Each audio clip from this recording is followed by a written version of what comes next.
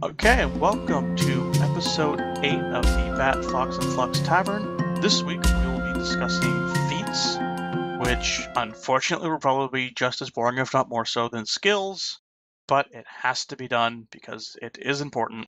Like skills, we're not going to go through this line item by line item, that'll take too long. So we're going to start out with very important feats that everyone should have, and with a very simple warning. If your feat only gives you a bonus to skills, it is a horrid feat. You should never take it. And if you do take it, you should feel ashamed. Your character should feel ashamed. And your family of your character should feel ashamed. That is all. Skill-based feats that give you a bonus to skills. It gives you a little bit of a boost, only useful at low levels, and at later levels you will have wished that you actually used it on a better feat, because a +1 or +2 is not going to help you later on. Now, most classes, except Fighter, get very few feats throughout the entirety of the game. Fighters get a lot of feats, but those feats are important because the Fighter is nothing without feats. So, very important things that people should keep their eye out as a good feat. Blind Fight, very good if you're a melee character. What Blind Fight will let you do, as the name suggests, fight blind. What it does mechanics-wise is, if you're blind, you can re-roll if you miss. Pretty much. It gives you the extra little bit of luck you need to actually hit people in the dark, or if you're blinded or blindfolded or whatever. Combat casting can be incredibly useful because it's mandatory. Yeah, pretty much. If you're going to be at all at risk of being within melee range or under attack at all, and you cast spells, you want combat casting. That usually means every spellcaster. In fact, it probably does mean every spellcaster.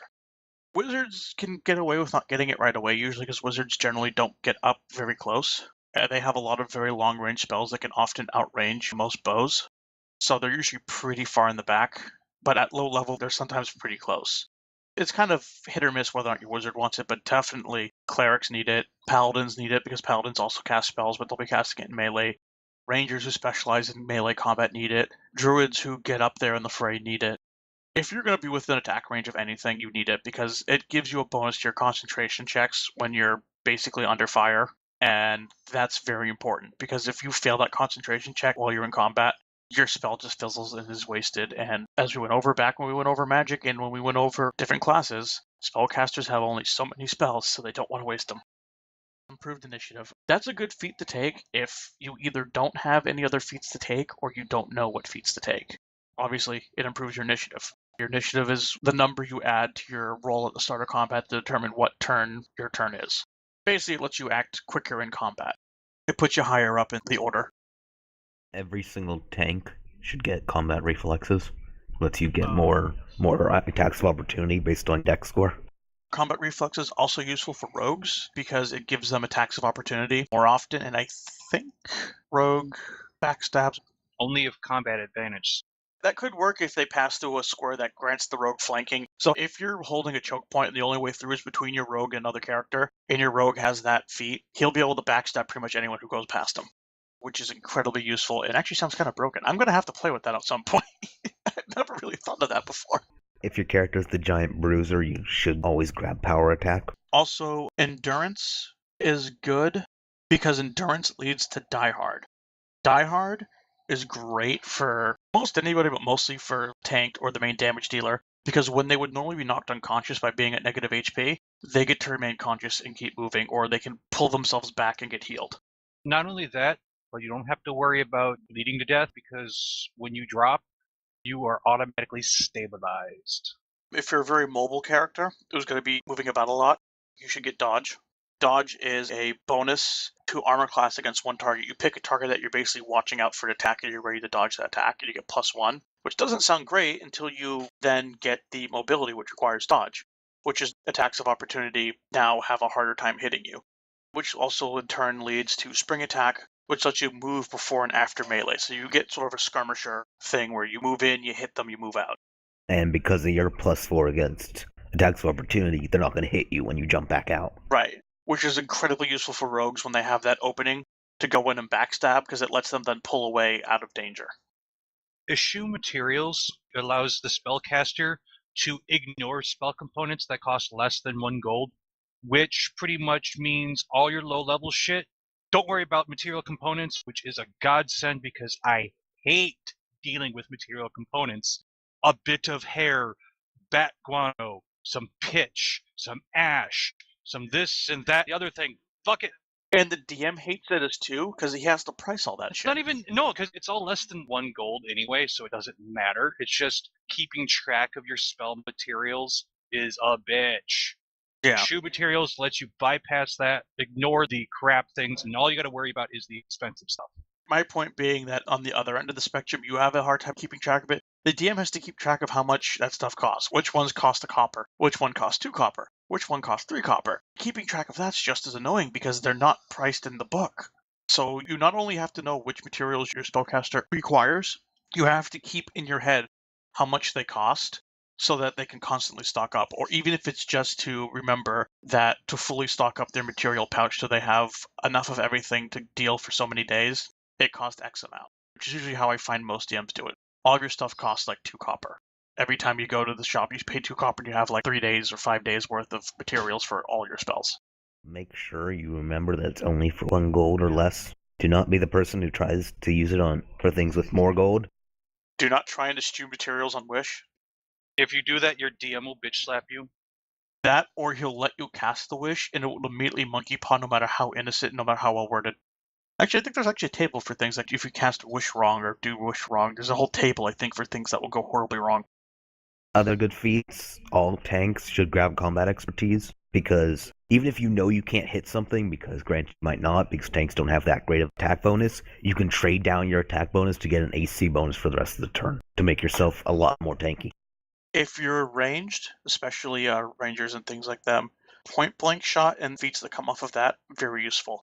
The other one that's very useful is rapid reload. If you use crossbows, those feat trees are very useful. Point blank shot alone is great because it makes +1 bonus on range attacks and damage within 30 feet. So whenever you're attacking somebody close, which especially in dungeons you're doing more often than not, you do extra damage because of how close you are. And then each feat after that increases how well you do with bows and crossbows. Really, ranged weapons in general. Far shot makes the range increment of your weapons increase. Precise shot, you no longer get the penalty for shooting into melee, which is great because it lets the ranged character help the melee characters out. It also prevents DMs from rolling the table of if you miss, you have a chance of hitting your allies. Yeah. And there's improved precise shot, which lets you ignore less than total cover and concealment on ranged attacks, which means it's very hard to conceal yourself from your shots because you're basically become a sniper at that point. Unless they're completely hiding behind a big ass fucking wall, you're probably going to hit them. You make the arrows turn in midair. There is a diagram of that because that's how it can work, actually. I did a diagram on some forum I saw once of how that works, and it actually showed one of the trajectories was an arrow making a 90-degree turn. Or you could just be bouncing it off of walls and shit like in Alien Resurrection. Or you could be pulling a gauntlet ledge and have reflective shot.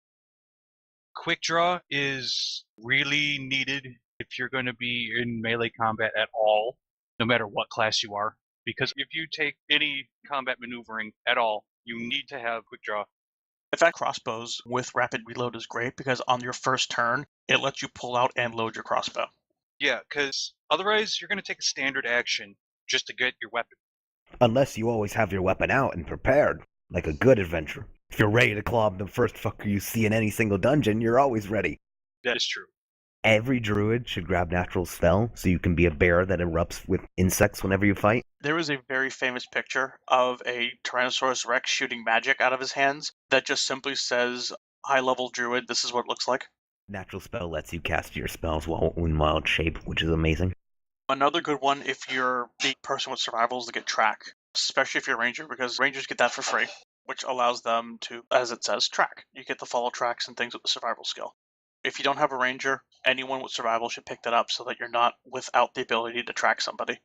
If you're a summoner, which is a very limited class, but they do happen, there is augment summoning, which is really nice, because it gives you 4 strength and 4 con on every single summon, which for druids is amazing because whenever they summon nature's ally, it's going to be a really strong nature's ally. The main up-close damage dealer should probably get power attack and the abilities from power attack, because those help you kill things better, especially when you get cleave and great cleave.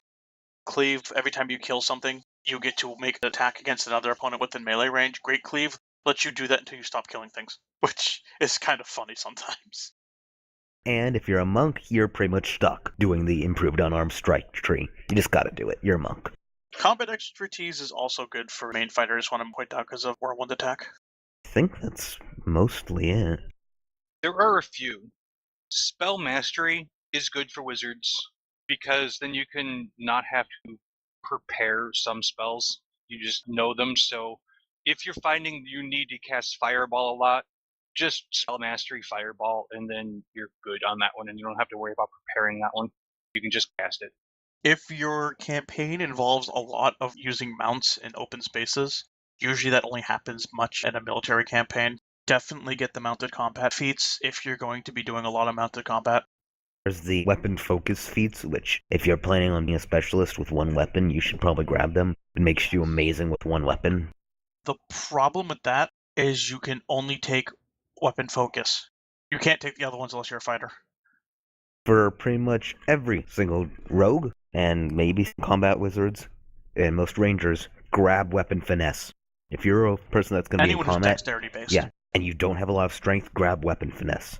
It lets you hit with your dex instead of your strength modifier. But only with light weapon. There is a bit of condition on that. So you're going to want to grab yourself a dagger or a rapier or some other light type of weapon, and it'll let you use your dexterity. And last but not least, there are the proficiency feats. Proficiency feats, though, usually don't need to get outside of the ones your class comes with. Don't you want a plate mail rogue? I do.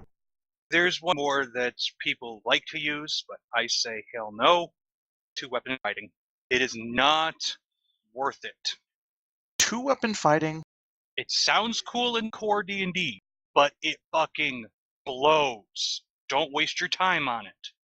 I hate to agree, but the only time I could even remotely recommend taking it is if you're going to play a ranger, because it doesn't cost any feats to get it. Yeah, and even then, the penalties are still too lopsided for it to be of any benefit. When you're using 2-weapon fighting, you're going to be at severe disadvantage of just using a better weapon. It's going to be a pain in the ass. Which is why I always recommend that every ranger be bow ranger, even though 2-weapon ranger can work. It just doesn't work as well. In core D&D, it is broken. Now in 4E, they fixed it. It is wonderful in 4E. Even before 4E, they fixed it in D20 Modern, which came out barely a year or two after 3.5. Those two games got it right, even though they're done by the same people, because they realized not getting rid of the penalty is stupid. Yeah. In D20 Modern, there are other feats along with 2-weapon fighting that reduce the penalty down to penalty of just a -2 on the second hit. Because you have a really big minus to your attacks at first. Even when you first get it, it's worth it to not use it until you upgrade it. It's weird. There's no point in using it early because it's going to push all of your attacks into the negatives immediately. All of your attacks will essentially have a negative modifier to them if you try and use 2-weapon fighting at the first level of 2-weapon fighting. Normal penalty for 2-weapon fighting is -6, -10. If light, it's -4, -8. With 2-weapon fighting, it's -4, -4. And if the offhand weapon is light and 2-weapon fighting, it's -2, -2. Now, bear in mind, that doesn't sound like a lot. That doesn't sound like a lot on paper, because you're thinking to yourself, oh, well, eventually you can get some pretty high things like +14s to your attacks before modifications. Yes, you can, but listen to the requirement for 2-weapon fighting. Dexterity 15. You can have it at level 1. At level 1, when you probably have a +0 base attack bonus, you're already taking a -6, -10. You're guaranteed at best to roll a 10 on every second attack. That's not going to hit anything. With the feat, it's at best -2, -2. It's still not worth it, especially at low level. You're better off using your feats elsewhere. Right, which I believe segues perfectly into fighters. Fighters need their feats. Fighter is the one who can make that penalty that you all just heard about.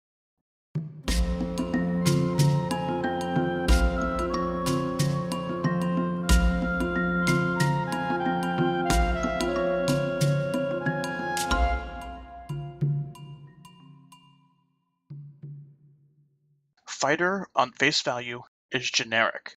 Where fighter shines is your choice in feats.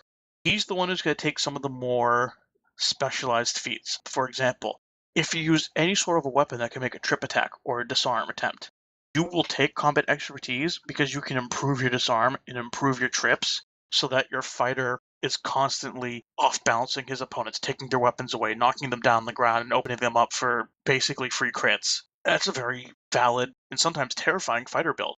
Usually that's chain fighters. There's a weapon you can get that's essentially spike chain, and they fight mostly through disarms and trips before they actually move in for the kill, or have other party members do it. Bow fighters specialize greatly in the range feats like point-blank shot. Granted, in my humble opinion, the ranger, since he gets those for free, is better, usually the bow, but a fighter should never be without a ranged weapon and a few feats into ranged weapon abilities unless his build requires a lot of points for his main weapon. If you have a very long weapon, Whirlwind Attack is terrifying. Whirlwind Attack is one melee attack against each opponent within range. You have to completely go down the combat expertise track, which is combat expertise, improve disarm, improve feint, improve trip, and then you get Whirlwind Attack. So that's 5 feats to do that. If you have a long weapon with reach, such as a spike chain, for example, you can hit everything within 10 feet of you with that. These are the things that make feats important specifically to a fighter. That's where a lot of the feats are very focused on a combat style, and it's to supplement the fighter. There are other feats that supplement other classes, but unfortunately, for whatever reason, they mostly put those into side books. Anything else anyone wants to add to fighter while I'm just sitting here ranting? Nope. I think I pretty much covered everything you really need to know about fighters and feats then. Monks, I just want to mention, like Flux said earlier, you'll do the unarmed strike tree. You'll get some of the other things that kind of improve your melee attacks as well as a monk. But the only other class really that has any feats that help augment them in the core book is spellcasters, because we have what are called meta magic feats and item creation feats. Item creation feats are a little simpler, so I kind of want to do them first to avoid the headache of meta magic feats for a few more minutes. Yay! Item creation feats are feats you can take as bonus feats when you're a wizard, and you can do it as a sorcerer, but they're not free. And frankly, if they're not free, don't take them, in my opinion. Unless, again, the same rule is applied to crafting skills last week. Unless your game is set up in such a way that you can take the time to make them, don't go out of your way to take feats that let you make things. Except Brew Potion. Brew Potion allows you to take those expensive healing potions and be awesome if you're a healer. Because you can make them for a fraction of the cost. If you're a cleric, grind out those healing potions because fuck, that's expensive. Hell, even if you have Scribe Scroll, which you get level 1, just keep scribing cure runes onto those scrolls. Write those scrolls down all day. Keep like an entire satchel on your side with nothing but scrolls of cure moderate wounds. And then have another satchel that's nothing but potions when you finally get potions. As you may have figured out from those two things, item creation feats are specifically magic items. Funny enough, I don't think you need to be the one making the item. You just have to be present during item creation to place the enchantments on them. So, for example, craft magic arms and armor. If someone in your party is making a weapon or armor, and you have a spellcaster with craft magic arms and armor as a feat, he can help the other character make the item by putting an enchantment into it and creating a magic item, which is usually a little cheaper than buying one outright, but it takes a very long time, and it usually costs XP to do it. There are some very steep costs outside of just pure gold that go into making an item from scratch, but sometimes it's worth it. Eventually you can craft rods, staffs, wands. Crafting wands incredibly useful. Always have like 1,000,000 wands of magic missile on you at all times, so you're basically a machine gun. And craft ring and craft wondrous item, which are the two that I find the most useful if you're going to use any of them. Because wondrous items are very hard to come by. It's much easier to make them. Even though I think with the case of wondrous items, the cost is greater than buying them, especially the XP cost. But the ability to just know what item you're getting and know that you're going to use it is worth the cost usually, if it's a very, very important item. And Forge Ring, very useful if you can't find any rings of sustenance. Just don't create the one ring because I will kick you in the face if you do that. Yeah, people have attempted that, and to which I say no. Even though the One Ring kind of exists in one of the source books, Book of All Darkness, the Master and Slave Rings. But does Vecna have it? Because it seems like something he should probably try to get. No, there isn't just one ring. What it is, it's a type of ring you forge, which is designed for evil spellcasters that keep slaves. What you do is you make a series of slave rings. You put the slave rings on your servants. I think there's a limit to how many you can do per master ring. And basically, everyone who's wearing a slave ring is slave to the will of whoever's wearing the master ring. And they cannot take off the slave rings unless commanded to do so by the wearer of the master ring. And then all you have to do is disguise the true purpose of the slave rings and present them as presents, and then you got the Lord of the Rings scenario. Pretty much. And like the Lord of the Rings, they will save against it. So they can be like the dwarves and just say, fuck you, we be greedy and destroy ourselves with our own greed. We don't need your help doing that. It's really all unfortunate we could talk about on item creation feats because there's really not much else to say on them. So now we get to meta magic feats. Damn it. Meta magic feats essentially make your spells better in various ways, at the cost of taking up a higher level spell slot usually. For example, if you use a particular one such as Widen Spell or Maximize Spell to make your spell change its property in some way, it might go from being a level 1 spell to being like a level 5 spell. That can get annoying, but it can also be useful. The only really useful one in the base meta magic feats that I can really think of is Enlarge Spell. It's very useful if you want to snipe somebody with a ray attack. That's very specialized though. It's been my experience that there are two meta magic feats that you really want to get. Silent Spell, Still Spell. Yes. Silent Spell allows you to ignore the verbal components of a spell. Still Spell allows you to ignore the somatic components of a spell. Which is hand gestures and things. Yeah, so you can take your fireball that you're going to cast, not even say a word, not even move, just cast it. You're casting it 2 levels higher than normal, but god damn it, you're surprising every motherfucker in the room. Because there's no warning whatsoever that things come. Especially if you have eschew materials, because I think the materials for Fireball is under 1 gold. So you just kind of look at somebody and a Fireball kind of appears in front of you and shoots forward. I think the fluff for Fireballs, it appears as like a red bead and then it expands at the point where it's supposed to explode. To me, it's boring. I like to imagine just an actual ball of fire that explodes. There's really not any other point to it. Some meta magic feats are incredibly useful when combined with the core wizard specialization class, the Archmage, but again, that's very specialized and that's very high level. Whatever you do not use Maximize Spell and Enlarge Spell on a detection spell. I will find you and I will slap you upside the head. Have you had somebody try that? Yes. Someone wanted to Maximize Spell and Extend Spell, trying to infinitely find someone. I made them blow up the fucking planet, because at that point your spell is turning into something massively not what you're trying to do. I wouldn't do that. At that point, I would say you have attracted the attention of Vecna, and Vecna just slaps you down if you're trying to find out secrets. You are in danger of finding things Vecna does not want you to know. Vecna just smites you with his hand. Maximizing a detection spell and trying to do damage at the same time on that spell is stupid. Yep. Yes, it is.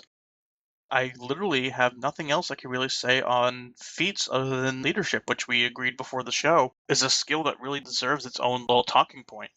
Oh boy. Yeah, I was waiting for this one. Leadership is an interesting feat. You have to be level 6, and what it does is it allows you to attract cohorts and followers. Sounds simple. It is a nightmare for a DM sometimes. I hate leadership with a fiery fucking passion. Leadership works, I find, in political campaigns, military campaigns, trade campaigns, merchant campaigns, anything where the party is expected to have a group of followers or assistants with them at all times. In cases like that, it works. This feat actually has a special prerequisite, and it states, and I quote, "Check with your DM before selecting this feat, and work with your DM to determine the appropriate cohort and followers for your character." Yep. Because technically speaking, the DM is the only limit on what that attracts. Most DMs, when you choose leadership, say, fuck you, no, you're not doing that, choose a different feat. For the exact reason that it is insane for the DM to keep track of. I find if you're going to allow it, as a DM, this is what I will say. If I'm going to allow it in my game, because I find cases where leadership is a useful feat, it basically denotes who's in control of the support team in such a campaign where the support team eventually comes into play. I very loosely house rule everything involving cohorts and followers. I will not stat them. I will not put them into any sort of danger where their lack of stats will cause a headache of me having to suddenly stat them. I will not allow you to put them in such danger in any way, shape, or form that you know will put them in such danger.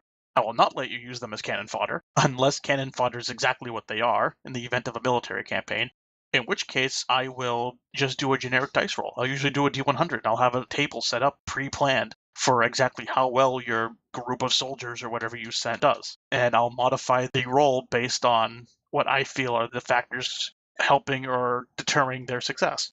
Will you let me make my followers strip for my amusement? Depends in what context.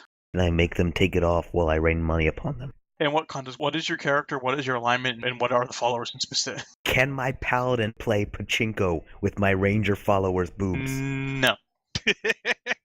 Damn it, Sovek. Your rogue can, though. As long as your rogue is chaotic, he's allowed to do that. I actually will not begrudge a rogue doing that. Can my monk, who has good control of her body, play hacky sack with coins? Can I teach my monk to play hacky sack with coins using her breasts? Actually, yes. Good. I would actually make it a very high check, but I would make a roll for it, and if you succeed, then yes, your very self-controlled monk can hacky sack coins with her boobs. I don't know why you'd want to, but if I was the DM and you're the player and you asked me if you can do that, I'd say, okay, roll the dice. It's necessary to a distraction later in the campaign. Actually, that's a valid reason. That's why I really would allow it then if it's just as a distraction, because that would actually work. Can I sell my followers into slavery? Yeah. If you're in a campaign where there is some place where there is existing slave trade and it's within your alignment to be chill with slavery, then yes. Now, a caveat to that is, of course, if you're selling your followers and cohorts into slavery, you're not getting any new ones. Not if I have a bitching charisma score. No, you're not going to get any new ones. That's a one-time shot, and that's it. And your leadership skill is now useless. Yeah.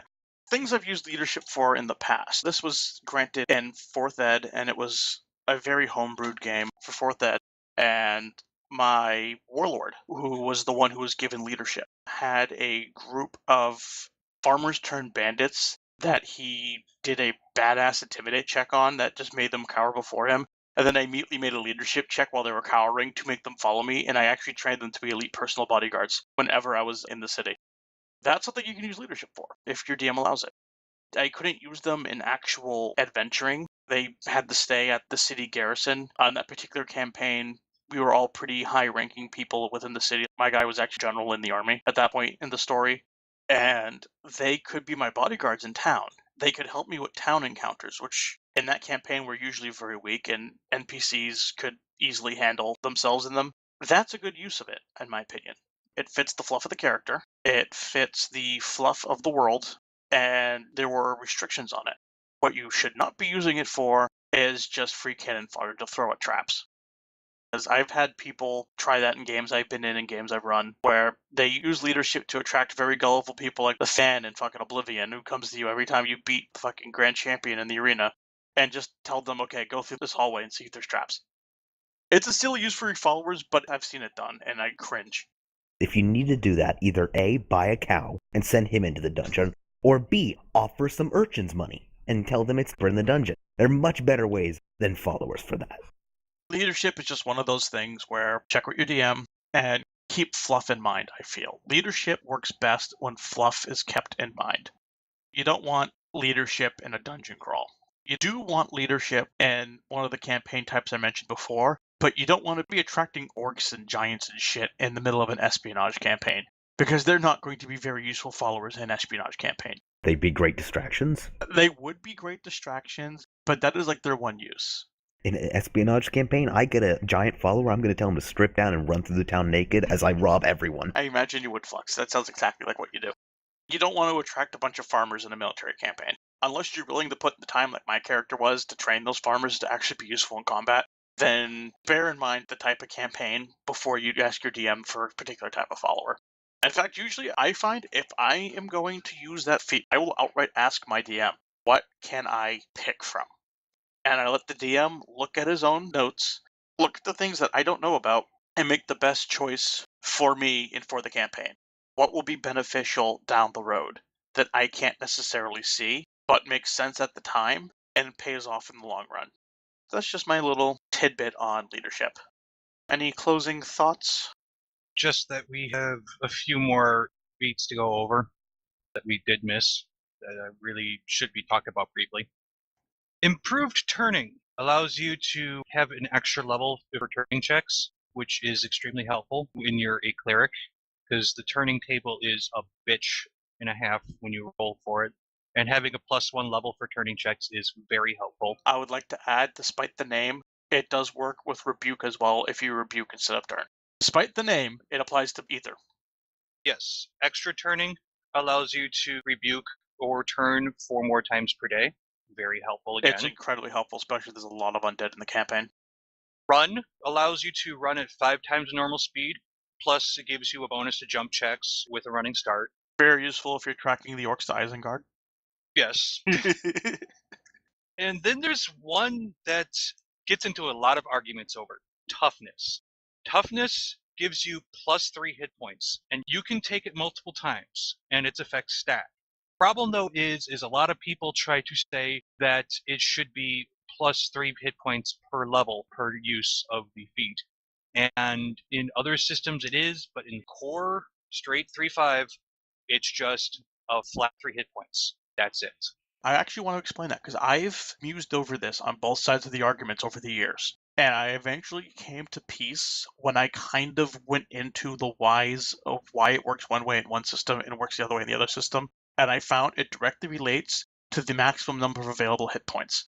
And a game where you have commonly double-digit hit points above 30 at low level and often triple-digit hit points at high level, getting it per level per point makes sense.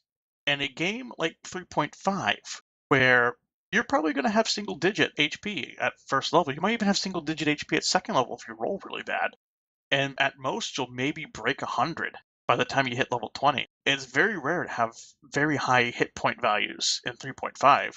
Only having it increase by 3 makes sense. 3.5 is strange in that +1 sounds like a bad thing. I was like, oh, why would I want to get something with a +1? Weirdly enough, that +1 is a big difference. Things that give +4s, +5s, those are godly broken benefits, especially at lower levels. So the idea that, especially if you take toughness at a low level, just getting 3 free HP is a godsend if you're a weak character, you don't really have much else to spend your feats on. I find wizards who take toughness benefit greatly from it. There's not really many feats you're going to take as a wizard, especially if you don't really want meta magic feats or item creation feats. Unless you have source books, in which case there are better things to get if you're a spellcaster, if you have some of the magic source books. But if all you have are the core books, then yeah, if you're a spellcaster, grab toughness because you're not going to die as much. One other thing to note, there are, in the core player's handbook, there are 13 feats that have no purpose other than giving +2 bonus on 1 or 2 skills. And as we mentioned before, never take them. There are 3 feats that improve your either reflex, your fortitude, or your will save. They're only +2. They're not as useless, but they're not that great. If you have an extra feat to burn, get them. If not, you have better uses. And I want to kind of clarify, don't just get them. Get the one for whatever your shittiest save is. Because those feats are really designed to shore up your weakest save. Usually if you're a fighter type character, you usually have a shit will. Because you usually have a very low wisdom score. So get the feat that improves your will save. If you're a spellcaster, get the one that improves your fortitude saves. That's usually your weakest link. If you're a very quick hero or a ranged character, generally speaking, your fortitude or your will be bad. So get that one. Sometimes getting better reflex works. I don't know of many classes that actually have a bad reflex. But maybe Paladin. And as we established, you should never play Paladin. So other than that, I think that's it on feats. I think we just covered every single feat now. Yeah, I think we have officially covered every feat, or at least mentioned them in a broad or specific means. So that was feats. Next week's equipment, at least as of this moment, I just kind of want a little behind the scenes announcement to people who've been watching the show and have enjoyed it. I have earlier, both on Twitter and in my newsletter on Patreon, for those who subscribe, all 2 of you, I was considering at one point completely canceling the podcast because of the fact that unfortunately we're not getting a lot of exposure, at least on Patreon, despite the fact that I know for a fact there's at least 20 people are watching this every week that comes out. And yet somehow none of you, and I don't blame you, I'm not begging here, somehow only 2 people have saw fit to. I blame all of you. Why have none of you sent me boob pictures yet? I thought I sent you that man boob picture that one time.